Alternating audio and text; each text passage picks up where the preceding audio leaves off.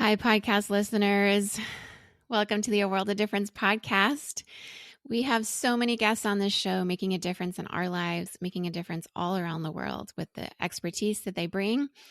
And yet so many of you are reaching out to me saying, you want more. It's not enough just what we're putting on these podcast episodes for you. And so I am here to extend a very warm welcome to you to our Difference Maker community, where you can join for as little as $5 a month to get all this extra content. Out the gate, you're going to get 30 plus minisodes of exclusive content not available for the regular podcast listeners, and an exclusive minisode every month. And you'll get exclusive voting power to help us pick podcast topics and more. And that's at our Changers tier. There's 3 different main tiers and then an extra larger tier. But whatever tier that you join at, you will be included in this extra content. And I know that many of you are wanting to go a little bit deeper. And so even though it gets a little wild in there sometimes because of how deep we go, I want you to join us there. This extra content is very special. It means a great deal to me to be a part of this community with you. And I would love to just exchange ideas or perspectives that you have around these different episodes. And that's the place where we do it. So please show up to our Difference Maker community. Give us $5 out of your pocket every month. And I think that you'll have a lot of fun in there because we do. And I would love for you to join us. So go to patreon.com/A World of Difference to join us there.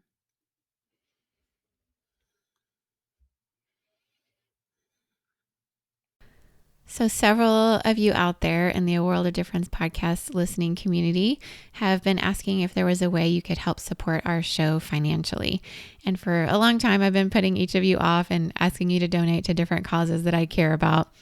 And after attending the Podcast Movement Evolutions Conference, I became really aware of my responsibility to help people be more involved in the effort of this podcast, and am trying to take it a little bit more seriously because lots of you have been asking. And so I felt like it was time to help us find ways to kind of go further for those of you who want to be a part of that. And so I know several of you have mentioned wanting to help support this podcast financially. And so I've set up a Patreon page. I know several of you are already Patreon supporters of other podcasts and are familiar with that. I myself am a Patreon supporter of the Junia Project. I know several of you give financially to donations of organizations that you care about. I'm the same way. I personally support Christians for Biblical Equality, as well as the Bill and Melinda Gates Foundation, lots of organizations that I care about. And so here, as we're trying to make a difference together all around the world, I wanted to make sure each of you had an opportunity that wanted to be a part of helping take this podcast to the next level, or even just to help support the efforts of what it takes to host this podcast, the technology involved, the subscription fees that are involved in the production of the whole process of it. But really, I wanted to make it as easy as possible for those of you who want to be a part. And Patreon is just one of those ways to be able to access exclusive content that we're going to have and different experiences. You can join for as little as $5 a month. I wanted to make it super easy because I myself have certain causes that I support at that level and ones that I support at a higher level depending on my level of involvement. And so you can join on Patreon for as little as $5 a month to support.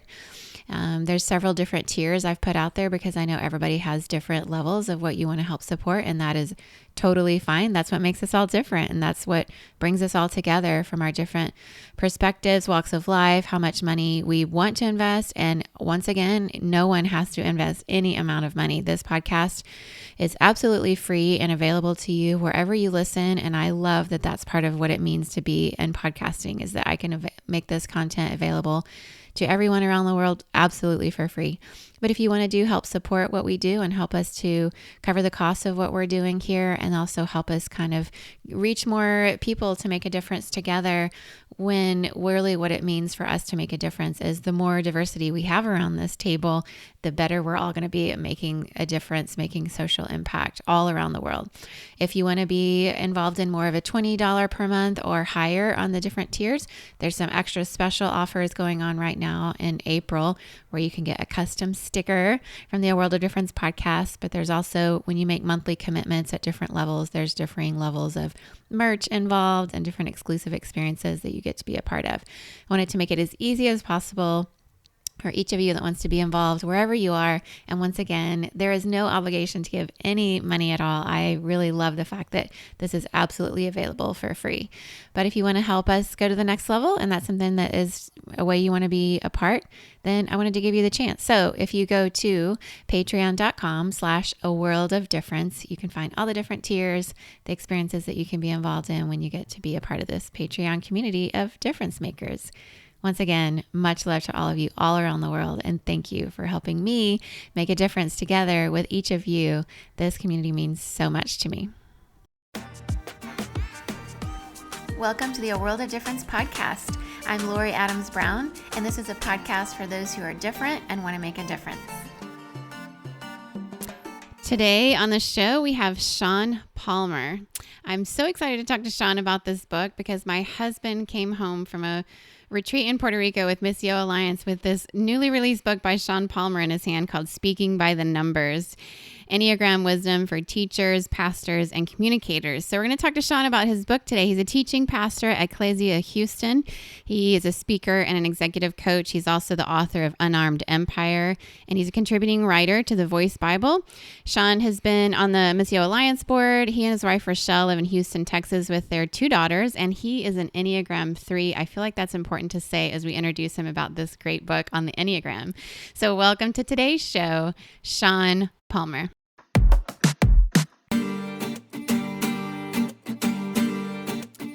Hello, Sean. A very warm welcome to the A World of Difference podcast today. Thanks for having me, Lori. I'm really excited to be here. Well, I'm thrilled because my husband, Jason, came back from Puerto Rico a few weeks ago with your book in his hand, Speaking by the Numbers, which I have devoured at the coffee shop next to me where I can walk to from here. And as an Enneagram 8, I don't know, you had me from the first word to the last word. I was completely riveted. And I was jealous that my husband got to meet you in person and got to hear all your stories. And I also, just reading about your experience of being a Black man in America, I just was so curious to know more. So when Uh-huh. IVP Press reached out, I was like, absolutely, yes, I would love to have Sean Palmer on the show. So my first question for you is, would love to know just about how you would describe your own background. I saw that you were a 3-wing 4 and what led you to write this book. Yeah, so I grew up in the church, and like one of those, I tell people this all the time. I'm pretty sure that you know, I don't know what day of the week I was born. This is probably not hard to find, but if whatever church gathering was meeting, immediately after that, like my mother had me there, right? So I was a child of the church, grew up in it, really nurtured and fed in that community. Something happened the summer before my freshman year of college, and I thought about going into ministry.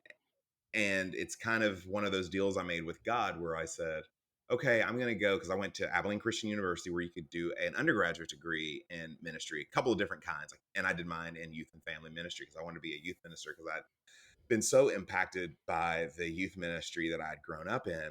And I told God going into that year that I would think about it. And then I interned for a church that summer, the summer between my freshman and sophomore year. And my deal with God was that if I liked it and felt like I was good at it, then I would change my major, which I was a pre-law major at the time, American history, and I would change my major to ministry and then go into ministry. And I just absolutely loved it. Did that, went into ministry, but always had a lot of people who were very encouraging of me as a communicator. And they said, well, eventually one day you're going to be a preacher. And I thought, well, I don't want to do that because preachers are boring and no one ever cares about them. Because I was in the youth ministry world, and no one ever is a good preacher, right? You either are going to be a good preacher or you were a good preacher. Like no one is ever in the sweet spot of, but but things kind of developed from there, and I ended up about a decade plus into my vocational career, moving into ministry, and I really love the communicating. I love everything about secular communication, preaching, teaching, all of those things. And then about a decade ago, I discovered the Enneagram. I told people I have the best introduction to the Enneagram that anyone could possibly ever imagine. A friend of mine invited me to a retreat in Connecticut, and he said, I want you to come to this retreat with Ian Cron and Suzanne Stabile. And I was like, I did not know who Suzanne Stabile was, but I'd known Ian for a while. I just finished his book, Jesus, My Father, the CIA, and Me, like maybe a year before. He and I were both speaking at an event in Malibu, California, about 6 months before. And I thought, oh, that would be cool. And so we got there, and the entire first day, the first full day, was just Suzanne doing what I now know is her like know your number workshop, where she just walks us through knowing your Enneagram number. And I was instantly captivated. I bought several books about the Enneagram, like I always do when there's a problem or I'm interested in something. I just buy all the books I can find. I now know that there's an Enneagram explanation for why I do all that. I was already Those thinking were of it. like waiting on my they were waiting on my porch when I got home. And they do like most of my books, like I'm already like 5 or 6 books deep at any given moment. So they just kind of sat around. But my oldest daughter, who was about 7 or 8 at the time, she's always been a very big reader and very precocious, picked up Richard Rohr's book, The Enneagram and Christian Perspective. And she said, Daddy, can I read this? And I was like, sure. And we were at the time, when you have a daughter who reads a lot, it's hard at that age to find stuff that's really appropriate for her to read. The kid stuff isn't challenging enough. The young Right. adult stuff is a little bit too mature for her for that age. And I was like, okay, sure. And she came back a couple of days later and she goes, Dad, I think I'm a 1 on the Enneagram. And she was interested in it. And so, as I tell all parents, when your kids are interested in something, you need to get interested in that something. Yeah. So I really started doing a deep dive into the Enneagram. We took our church through it using some teaching aids and recordings and videos. And then I studied under Suzanne in one of her, as part of one of her cohorts for a long time. And just this ever evolving, um, deepening inside of the Enneagram. And then one day, several years ago, Sunday morning, I was preaching at our church. I'm teaching pastor at Ecclesia Houston. So we have 2 campuses. I was at our downtown campus, which meant at the time that I was having to preach this one sermon 4 times over the weekend. Um, and Sunday after our 9 o'clock gathering, which would have been the second time I'd preached that same sermon, um, a woman in the community came up to me who is a friend of mine. She's Enneagram aware. She, like you, Lori, she's an 8 on the Enneagram. And she says to me, that's the most Enneagram 3 sermon I have ever heard. Uh, and I tell this story in the book because it was all about choices and and um, I don't take back anything that I wrote in that sermon or gave, and that example of that sermon is actually in the book. But it sparked this thing in me. Is like, what if after all of this time, 20 years in vocational ministry, that I have been communicating in a way that was very helpful to certain types of people, certain personality structures, but wasn't particularly helpful to other types of people. And the Enneagram gives me a tool, a lens to look through that helps me understand how people receive messages and then what they do with those out in the real world. And I wanted to marry these 2 passions of mine, which is public communication, because I not only preach in churches, I work in diversity, equity, and inclusion for companies and cities, police chiefs, city managers. Um, I teach the Enneagram itself to people. I work as a coach for speakers and writers. And I thought, oh my God, the worst thing in the world that could possibly happen is that I've spent all of this time speaking to myself. But what if the Enneagram gave me a lens to look through that helped me communicate more fully to more people? So that is the very long story of how I got to where I am with the Enneagram and how speaking by the numbers came about. Well, it is just like no book I've ever read. I've read about Enneagram before and I've read books about speaking, but I am so glad that you wrote this book because as I read it, I had the same thought like, oh no, like I've been speaking as an 8 to 8s probably my whole life. Right. And so I would love for you to walk us through a little bit like how we as speakers take into account these 9 numbers as we talk. Yeah. Yeah. And so here's the catch with that, Lori, is that it's not just for speakers, but it's for anyone who communicates, right? So, and anyone who communicates is absolutely everyone. So it's a mother to their children. It is a father to his children. It's for the boardroom. How do you communicate in a classroom? My wife is a fifth grade teacher, and what the feedback that I've gotten from teachers has been much more strong than even for people who are pastors. So, people who communicate. And so, once everyone knows their number, and I would really suggest that if you don't know the Enneagram at all, that you find a primer on the Enneagram, something like Suzanne Stabile and Ian Cron's The Road Back to You, or Riso and Hudson's The Big Book, the Complete Enneagram, I think it's called, and that'll walk you through the 9 types. But within the 9 types of the Enneagram, like the 9 types are only the beginning, because then we are all in different triads, and there are all of these different groupings of 3 within the Enneagram. And what I wanted to focus on are what has been in Enneagram wisdom for centuries called the centers of intelligence, or intelligence centers. And those are thinking, feeling, and doing.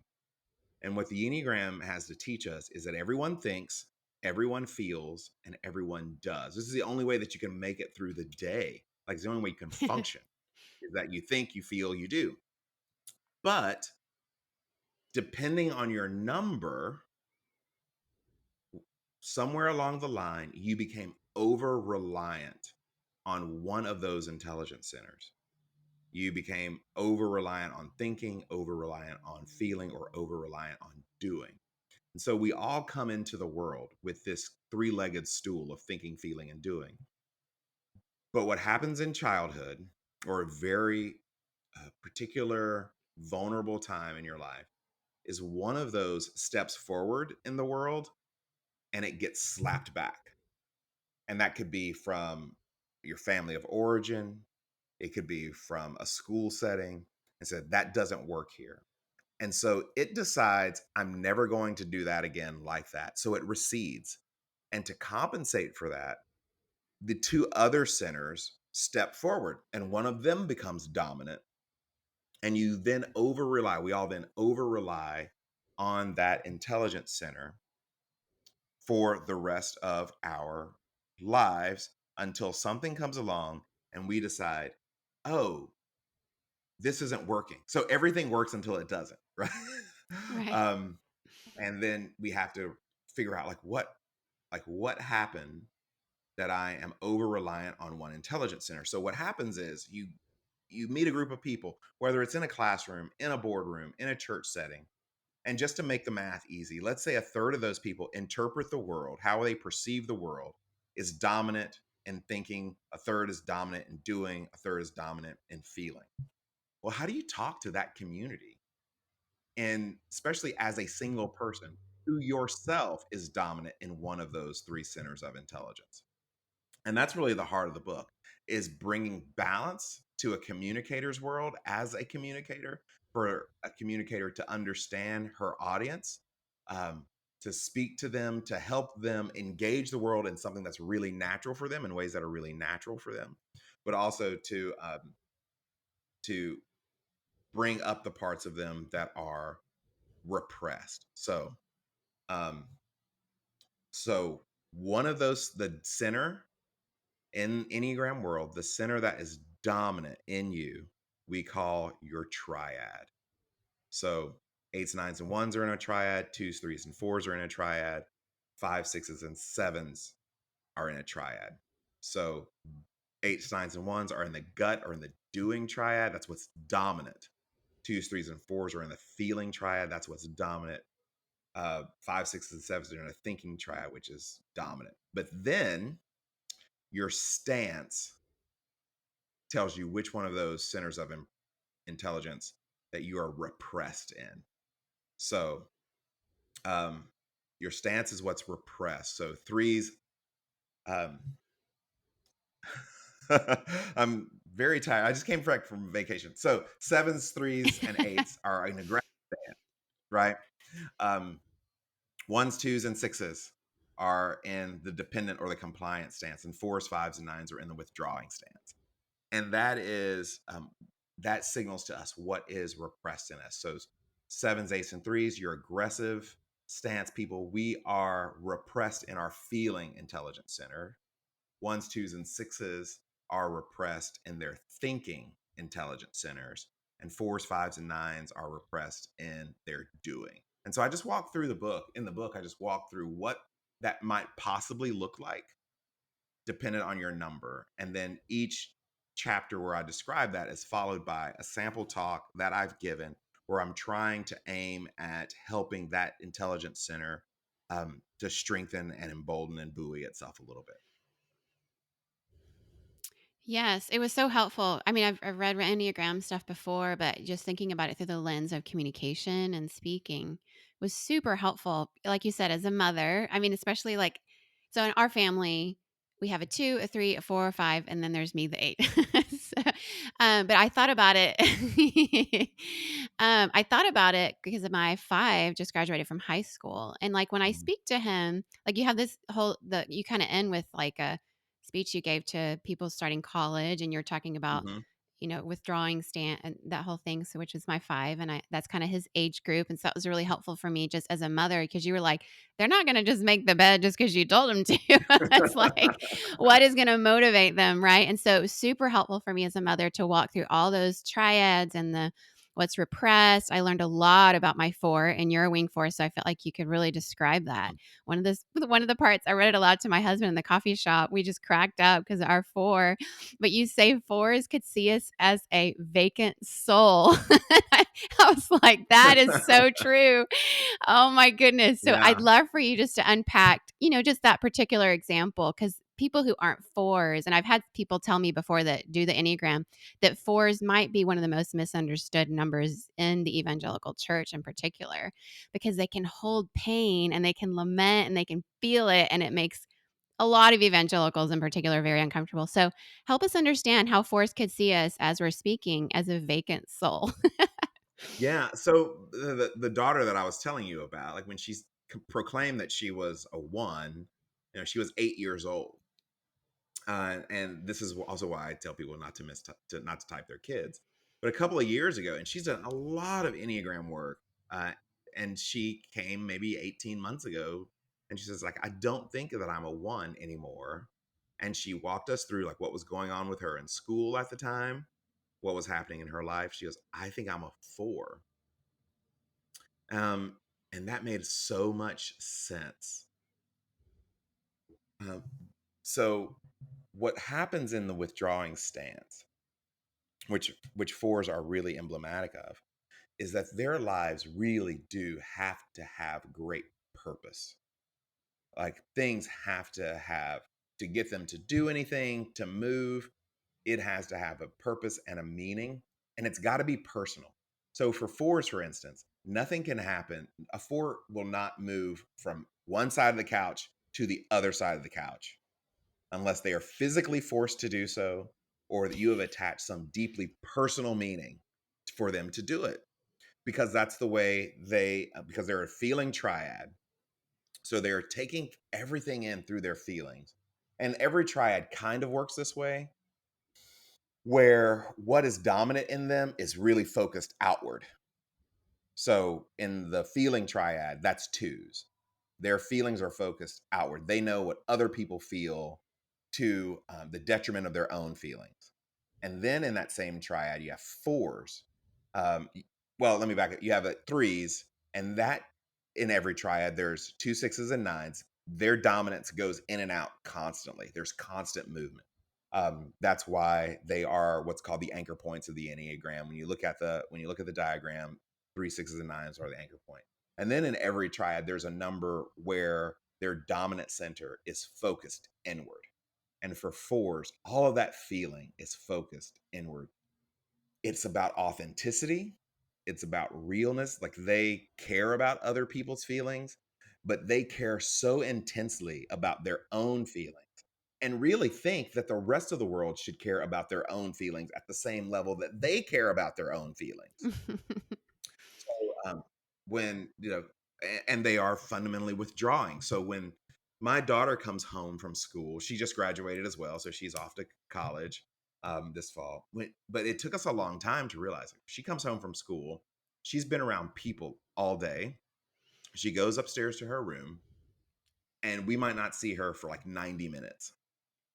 And it took a long time for us to understand, oh, there's nothing wrong. It's not just introversion, even though she's an introvert. Is that she needs that withdrawing to figure out how she feels about. She can't tell us when you have that very standard parent question, and you might understand this with having a four-child. That very standard family parent question of like, "How was your day?" She can't tell us that when she gets in the car. Yeah. Like she has to get in the car, come home, reflect, think about how she feels about everything, process it, and then maybe if we're lucky, she can articulate how she felt about the day. And so if you come to that group of people and they feel like what you're communicating is inauthentic or thoughtless, you haven't put in time, you haven't considered their feelings or other people's feelings, their response to you is like, there is nothing, like this person is thimble deep and that I should dismiss them. And that's the challenge Well, for communicators is to be able to communicate to and this is true for all folks in withdrawing stance, to communicate to them in a depth that makes them know that you took this seriously, this thing that you're asking them to take seriously, that you also took it seriously, and that it has a great purpose before you just flippantly said something that occurred to you on the way home. I mean, on the way to the venue, or, you know, that you've actually communicated something that's really meaningful and purposeful for them.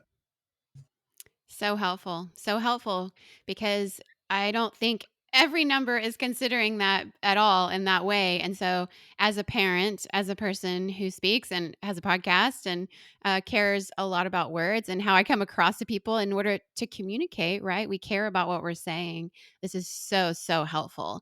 You also said this thing because I mentioned I have a 5, and you tucked in. This is so, so true. I see this all the time with my 5, and you say fives will check our work around data. Like whatever Mhm. we say and our statistics and our whenever we're speaking, they're going to be checking us.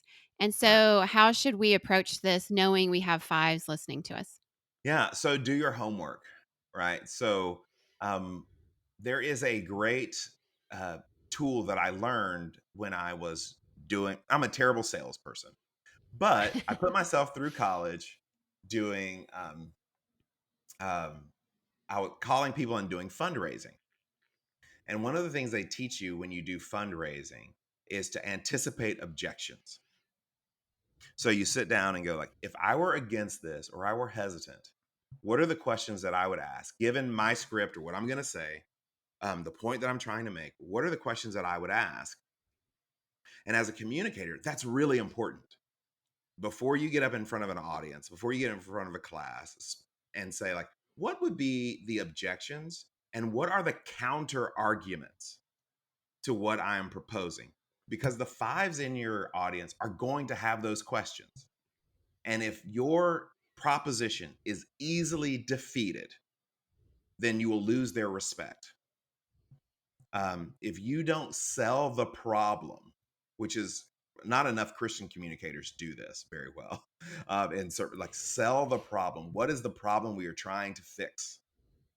Hmm. Um, then fives look at that and go like, "Oh, that is flippant. They haven't done their homework. This is not a serious person." Um, I if I can defeat your argument, and this is the first time that I've thought about this, which is what I tell my coaching clients all the time as communicators. Like when you get up to, especially in the churches, right? When you get up and preach, the first time anyone has thought about this is when you brought it up. So, um, if your philosophical theological argument is easily defeated, fives are going to say this person hasn't done their homework. They will find other communities of faith that they think are more serious about whether it's the text or the world. Saul Stein has a great book called Stein on Writing. He was a great editor for a long time, and he talks in the first couple of chapters about first sentences, and he uses these two or three examples about talking about the homeless population in New York City. Um, so many communicators, and it's a great way to communicate, would get up and say, if they were talking about homelessness in their city, they would talk about one or two people's stories. But a 5 is saying, how many people are homeless in like Houston, where I live? How many in this zip code? What is a realistic approach that we get to? Because they're going to ask all of your questions. And that's the point I was trying to make about 5s in the book, um, because they will withdraw. They will say like, I'm out because this is flippant. Nancy Duarte's book, Data Story, is really helpful for communicators because it helps you take data and storify that in a way that speaks to multiple. She doesn't know that she's doing this, but it helps you speak to multiple intelligence centers. So you're not just giving straight numbers. So people should pick that book if they are the kind of folks who deal with a lot of data. But worse than that, though, are probably communicators who are 5s who think that everybody wants to hear 30 minutes of data, and because that's what I've they're heard interested those. in. Right. That's so, so true. Wow, that's very, very helpful. As I was reading just through your book and you talk about the dominant and the repressed areas, and I think, just that awareness alone is super helpful. I was thinking through how I've approached things for so many years and, you know, I'm not trying to make people often feel something, but I'm thinking if that's your dominant position in the room, they're like, why are we not feeling anything from her? And so you Right. talk about like asking these 3 questions, like, what do you want them to feel and think and do? And like kind of working through all of those. So we'll just take an example that might just be helpful for our listeners. So, and as an 8, I don't like to be vulnerable, but the Mhm. Enneagram tells me to be so.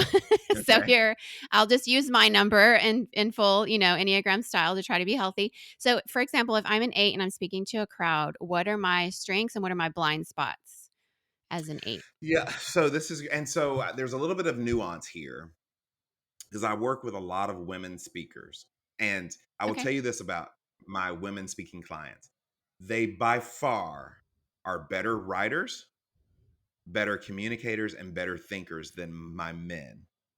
They are Hmm. far more prepared than my male clients when they stand up in front of an audience, but they also have some challenges that my male clients don't have, and they try to overcompensate for them because they know what those challenges are. So here is the challenge for an 8 as a communicator. An 8 wants people to go and do something, Yeah. right? And there are plenty of times where that's the absolute appropriate thing. I tell our founding pastor here at Ecclesia is an 8, and the impact that our community has been able to have over the 20 plus years that we have been a church would have been far less if he had not been an 8. It is like we say around staff, Chris doesn't give suggestions, he gives instructions, right? Like these are, and so when he says go here on this date to do that, like that's what you're supposed to do.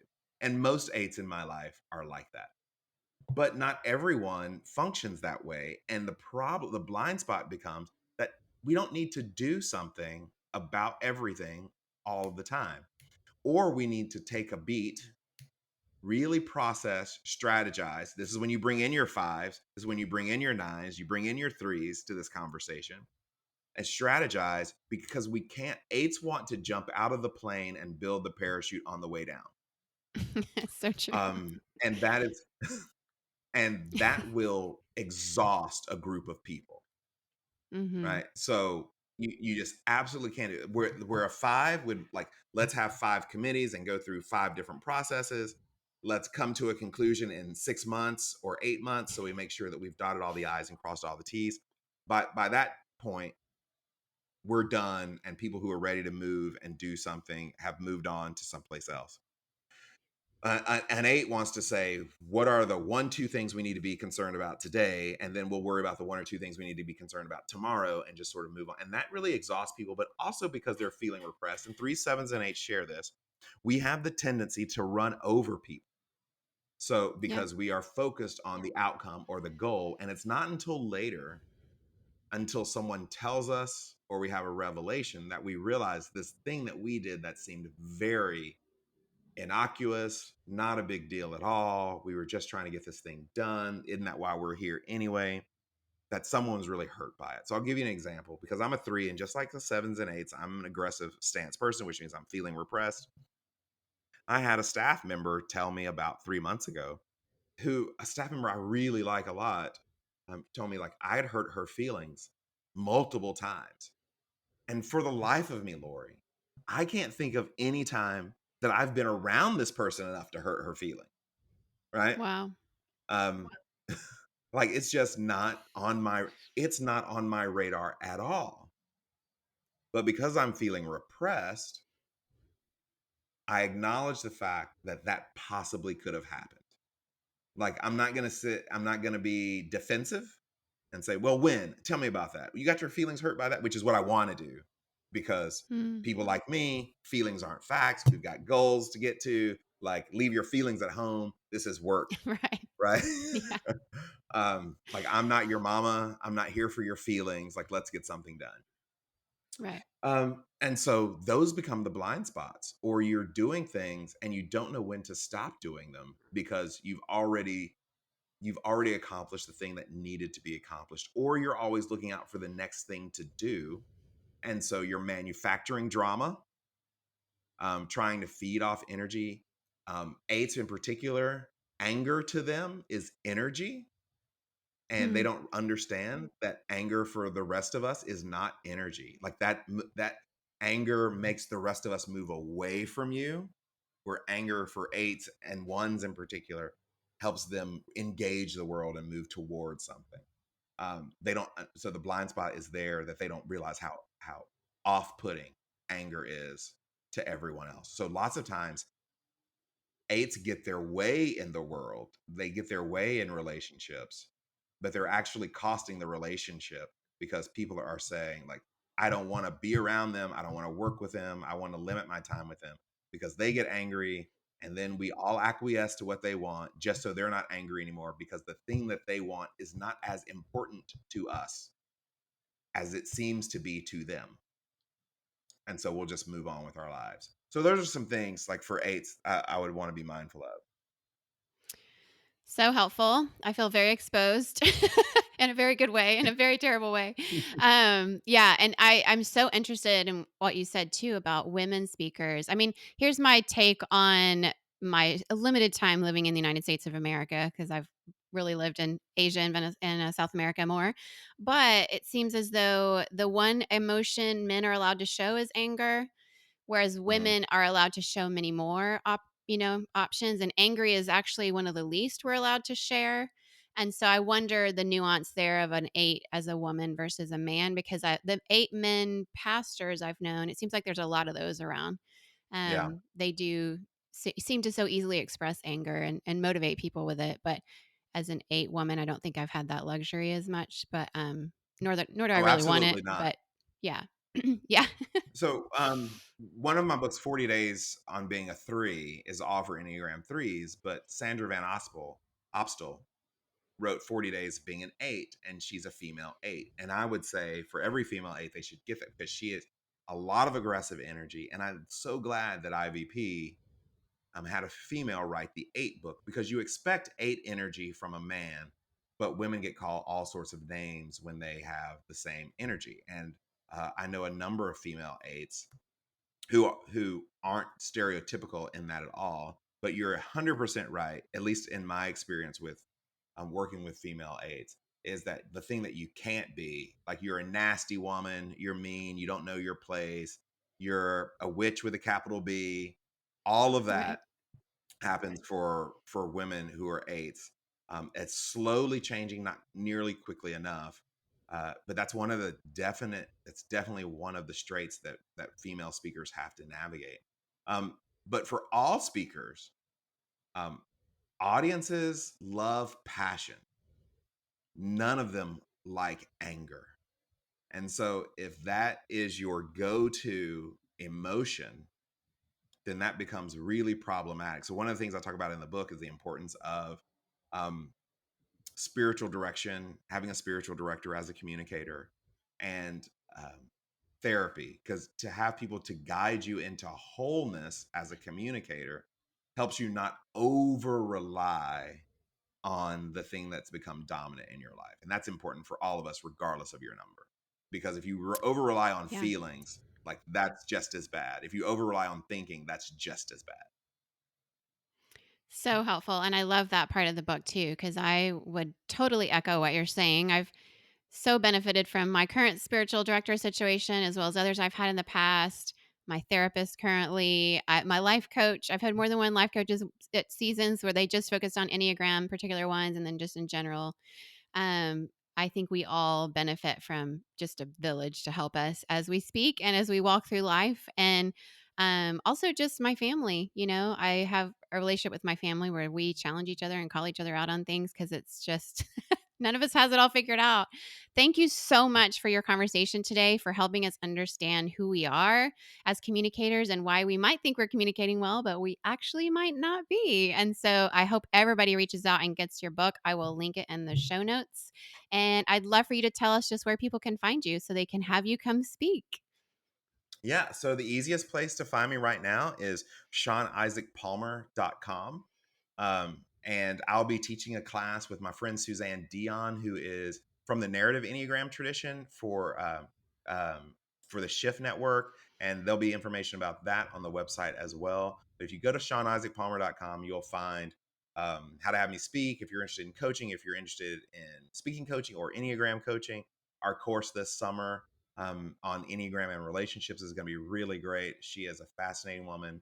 And so that's also where you'll find Facebook links and Instagram and all of the places that you follow on Twitter. And thank you so much, Lori, for having me. This has been so much fun to talk with you. Oh, it's been an honor and a privilege. And I want to read more of your books now because that one I'm hooked now. So all Sean Palmer books will be read at some point. Thank you for this and for our conversation. And God bless you as you go forward, helping people to learn how to communicate better. We really appreciate you. Thank you very much. Thanks for having me. Wasn't that great? Wow. Just the whole concept of putting the Enneagram in our brains as we speak and communicate. Speaking by the numbers, Enneagram Wisdom for Teachers, Pastors, and Communicators is the title of Sean Palmer's book. I highly encourage you to get it. It was a wonderful read. I learned so much. It's still in process for me that I want to try to implement into the way that I communicate, which is really hard because the oxygen you breathe is kind of your own personality for your whole life, right? And so thinking about speaking to all the different numbers besides your own, 8 other numbers out there besides who you are it's kind of mind-blowing and difficult, but it's such a great challenge that I want to take on because words matter. I care deeply about words. Words have affected me throughout my life. They've either encouraged me to go on a certain path, or they have been used to abuse me, or they've been used to help me understand something I didn't understand. They've caused me to empathize with someone's story, especially a survivor of abuse. Or it's caused me to just question and be challenged and be curious. Words are so important, and how we communicate really, really matters.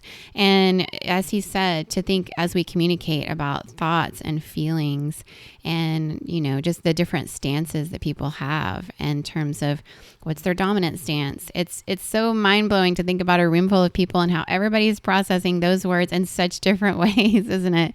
And no wonder we miscommunicate so often, and no wonder certain preachers are really popular with certain personality types, and others prefer different speakers or different preachers, or vote for different politicians when they vote based on how that made them feel or what it made them think or what it made them want to do, right? And so it is so important as communicators to just understand we all have a lens. We do. My lens, full disclosure, is Enneagram 8, Wing 7. And I really benefit from friends and family with different personality types as they help me see and feel and think and do differently. And I hope that this podcast, as we all come together to make a difference, we can really celebrate those differences because they are beautiful and wonderful and God-given and for a purpose. And as we look at creation and human beings and all the creation around us, we can learn so much about God through it. So in learning about our different personality types, I really truly feel like we can understand God better and also understand how to make a difference together better, because it really does, as he said, take a team of people who help us see our blind spots, that we would constantly be open to how this might come across differently to someone else, and to give everyone in our lives the freedom to share how they felt or what they thought or what they wanted to do as a result of being told something or hearing particular words. Words are powerful. Words are either truthful or they're not. And in addition to that, they have a lot of nuance of personality. And so, yeah, here I am on this podcast, just reaching out to all of you and saying, please get this book, because I find it very, very helpful. I want you to help me as I walk alongside each of you to help understand how people think and feel and do things differently. And we'll talk a little bit about it in our Facebook group if you'd like to join us. It's a fun little group. And I would love for you to interact around this episode with Sean Palmer. And we're going to link all his information in the show notes. He's a speaker that's going to be doing a book tour about his book, and so speaking widely about it. So as you read it, I encourage you to hear him speak in other places, and also to just follow him on social media as he continues to learn more. That's how books like this work, is people will be interacting with it with their own Enneagram types and wings, and talking about how that comes across. And as we get better and help each other learn to be better speakers and better communicators, this is a way we can really sharpen one another with a lot of kindness. It's clarity is kindness. And so, yeah, helping us find that clarity with each other and to really make a difference together. I am so grateful for you as a community, for you listening to this podcast, for you interacting with us on our Facebook group, for those of you who support us through Patreon. All those links are in the notes if you want to be more involved with this show and help us continue to make a difference all around the world together. And as you are wherever you are in the world today, I just want to say I am so grateful for you and your Enneagram type and who you are and the way you communicate. Thank you for helping us get better together. Bye.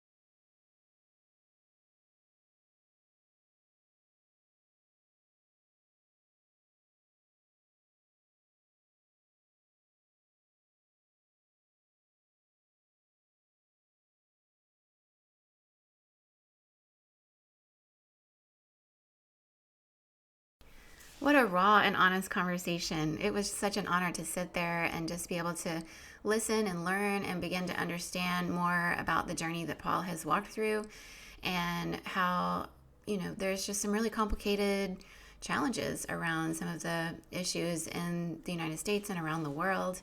I just love how he's written about this in a book in such a creative way. Please pick up Slave No More, Conquering the Master Within.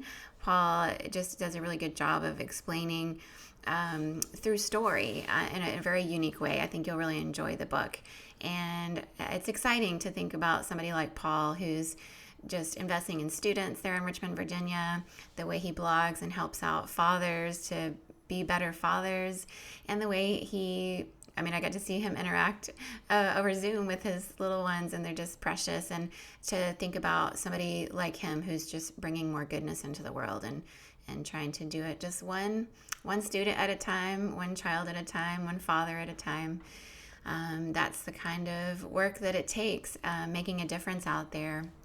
I know because I'm watching a lot of you out there in the World of Difference podcast community as you're joining in on our Facebook group as well. And I encourage each of you, if you've not had a chance to join, to hop on over to our Facebook group. We have some fun, interesting conversations, and it's just going to increase as we try to dive into more of the nuance around some of our episodes. I'd love to have you stop by and give your 2 cents worth and help us understand how you're making a difference, how you're doing that in community, wherever you are, because it really does take joining shoulder to shoulder with others out there to make a difference in the ways that we want to see and are longing to see, and the parts of our world that really desperately need people to make a difference like you out there. So I enjoy watching what you're doing as you post things on social media, as you tell me in person, as you email me. If you want to email us at A World of Difference, we have an email address, A World of Difference, and it's DIFFERENTS, like different people, at gmail.com. Also, once again, we're on Facebook and Instagram. At Instagram, we're at A World of Difference. There are times in our life where we just feel stuck, or we feel like we want to go to that next level, or we feel like we need advice from someone who's walked a little further down the road than we have. Maybe you want to start a podcast and you don't know how, and you don't even understand what that process would look like. Maybe you're thinking of starting a nonprofit or a business, or you're in a career change, or you're just trying to figure out how to live a life where you work and take care of your family and want to have a more purpose-driven life. Maybe you're in your job and you want to find out how to be a more mission-driven individual, or to have more purpose in your life and the work that you do. And you realize you just need some coaching. Well, I would love to be a coach for you. I would love to help walk through what it means to have a purpose, what it means to know your strengths, what it means to just take an assessment of your current situation and help you work through some of the roadblocks and obstacles that you're facing.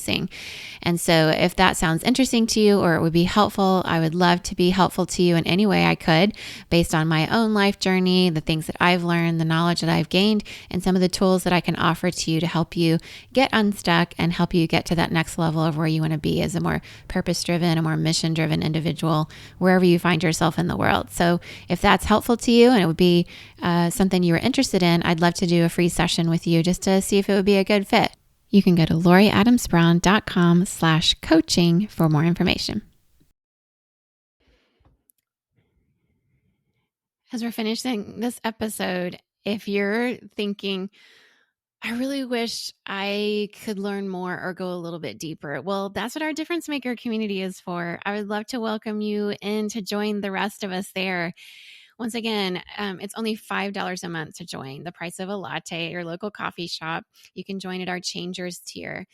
Difference Makers is a community that really means so much to me. It's very special because each time I have a guest on the show, I record something outside of what we give to just the regular podcast audience, where we go a little bit deeper, and then I post those video episodes in this community and we can discuss them.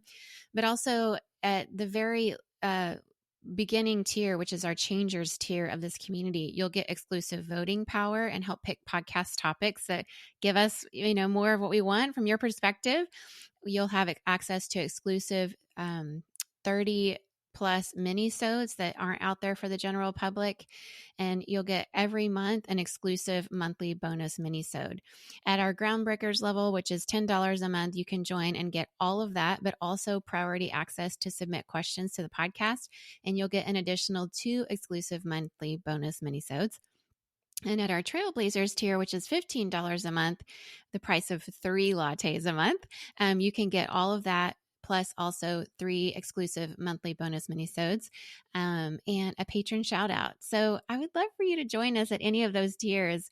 It'll help you come into this community, be in the midst of all of us, other difference makers, and we'd love to hear your perspective. I certainly would. It's a place to engage more with me and the audience around what you like, what you're resonating with, and once again, go deeper with each of our guests. So please join us in this membership community. I would love to hear your perspective and love to share this extra content with you. So show up at patreon.com/a world of difference.